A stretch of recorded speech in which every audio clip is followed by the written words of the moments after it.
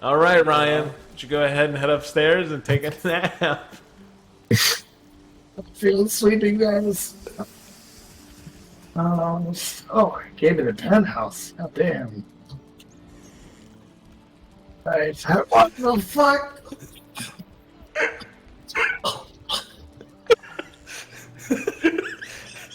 Can I lock this Oh door? my god! I'm actually dying. I'm I actually can see dying. the damage coming out. Screen. I see two, two, two, Whoa, how the two. hell did you... How'd you get out? We Well, jumped out looks the like fire. You jumped out the the fire hatch. hole.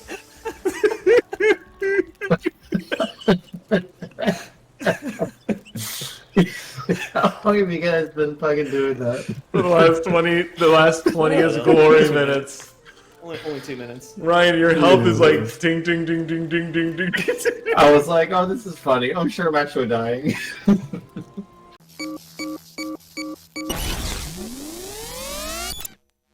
Hope you guys enjoyed that little look into griefing our friend Ryan. Turns out smoke actually does damage in this game. What is this game? You say it is Valheim, and we love it.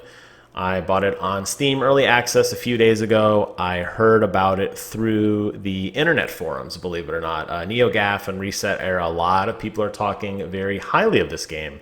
Decided to check it out on my own. You know, it's only $20. It is early access. You will encounter bugs.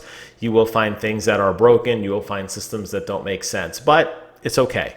We are learning just as the game is learning. We are finding out what works, what doesn't work, and kind of what are you supposed to even be doing.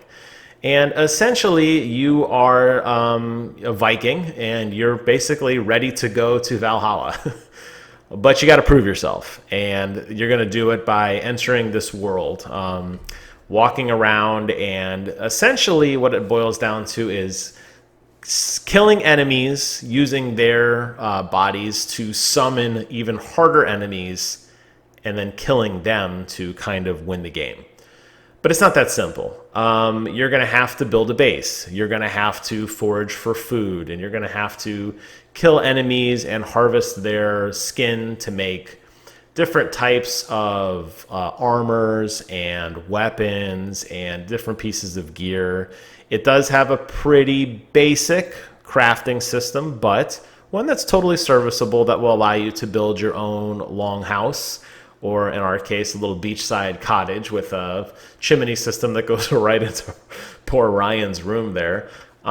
You're going to be able to have some fun with that. You can, hoard things with treasure chests and build signs to kind of let you know what's going on in the world. And we found out today you can tame wild boars, you can breed them, start your own boar farm. That's a great way to harvest meat and leather to build better, pieces of gear.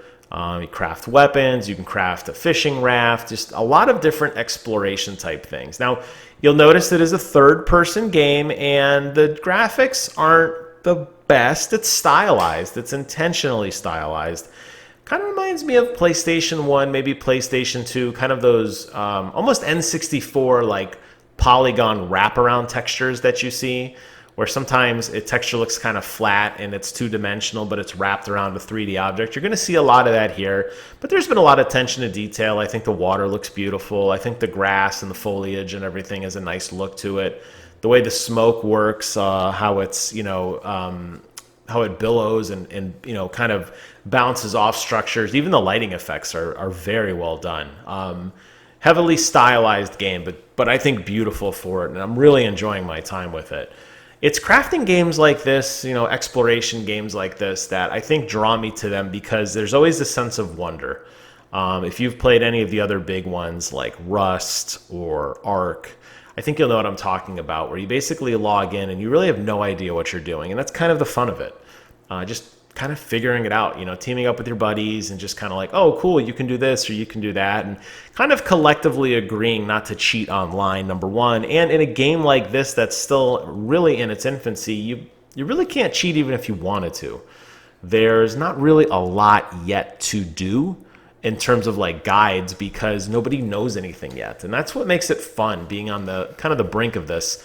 We do have a private server that we just play on by ourselves. So when we log in, there's no being harassed by anyone else or anything. No single player experience. We're all in it together. So the house that we've all built together, the contents inside the chests can be shared by all the friends.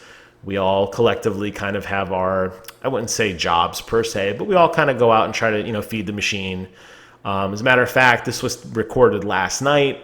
I logged in today.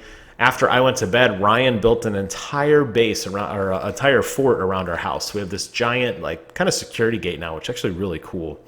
I went ahead and built a boar farm today because I like little baby animals and I wanted to breed boar, and we figured out how to do that today.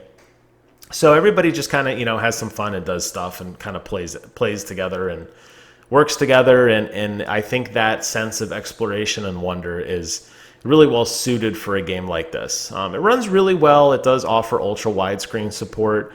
It's got a very fun but repetitive soundtrack. I think the sound effects are serviceable.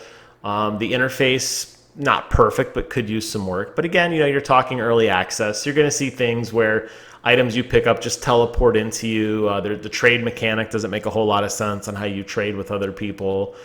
Sometimes when you go to build, if it's not exactly flat or perfectly level, the game seems to struggle with what you're actually trying to do.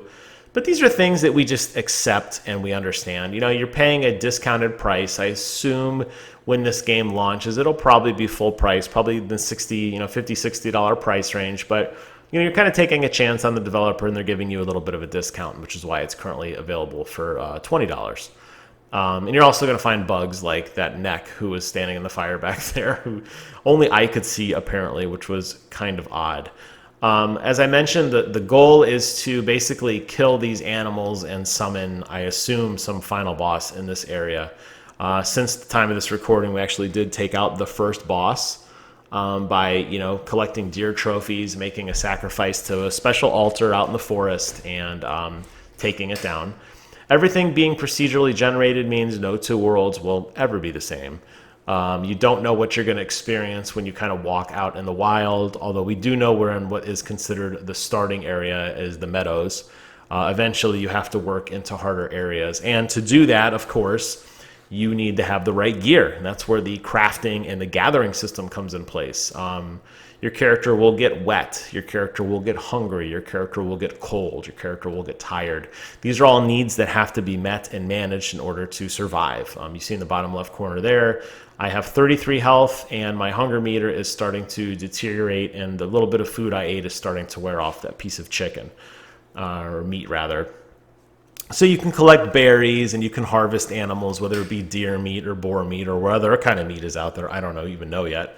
And cook it, and you're going to take and build up your bows, your arrows, your knives, your shields, your armor pieces, and slowly go out and basically conquer the world.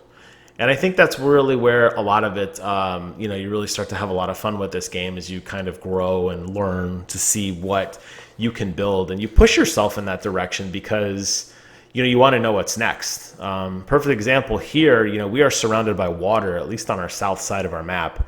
We don't know if there's anything out there on the horizon. So we built a raft, and we didn't really get too far because the guy started griefing me. But, the idea is maybe we take this raft and we all just leave. We just grab the supplies that we think are matter, and we just abandon our town and sail to another part, maybe that island out there, and see what's out there, and, go explore. Maybe there's better materials out there. Maybe there's new enemies to fight.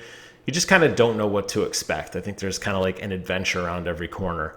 And then, of course, always grounding that experience of fun and wonder. If you do decide to play by yourself, you're going to have a blast. But you're going to miss out on goofy moments like these two bozos shooting bows and arrows at my raft and basically destroying it so that I would sink and drown. Now, I do escape before that happens, but you get the idea.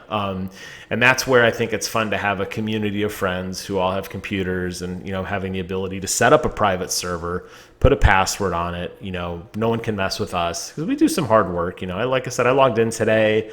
It took me about maybe 2 hours to gather enough wood and plants and such to find boars to bring them back to our base to harvest them. Now we're going to have a steady stream of boar meat and a steady stream of leather, which is awesome. But, you just don't want to kind of lose that by other people just having a quick moment of, oh, I'm just going to destroy you. And I think that's where games like Rust and Ark, not having a private server, do get a little frustrating. So I would encourage, if you do check out this game, and if you have a PC, I do encourage it. I think this is a kind of game that you're going to want to play with your friends, or you're going to want to play alone. You're going to put some time into it, learn what works. And I think having that community really does make the experience a little bit more rewarding than playing solo, because it's easier for people to build stuff, but you're also going to have a lot of goofy laughs like we did. We were a bunch of hyenas cackling, and I think I stayed up till like 2:30 in the morning playing and recording and laughing and, being a big bozo. So can't say enough good things about this game. It is, like I said, it's still in early access, so keep that in mind. But if you play and you like it, leave a comment below. Let me know your thoughts on it. Hope you guys enjoyed this early look at it. I'm not really ready to call it a review because I don't know enough about it yet. But I will say it's a lot of fun, and we'll leave it there for now. So thank you guys so much for watching. I hope you enjoyed this video. And until next time, I will see you guys on the other side.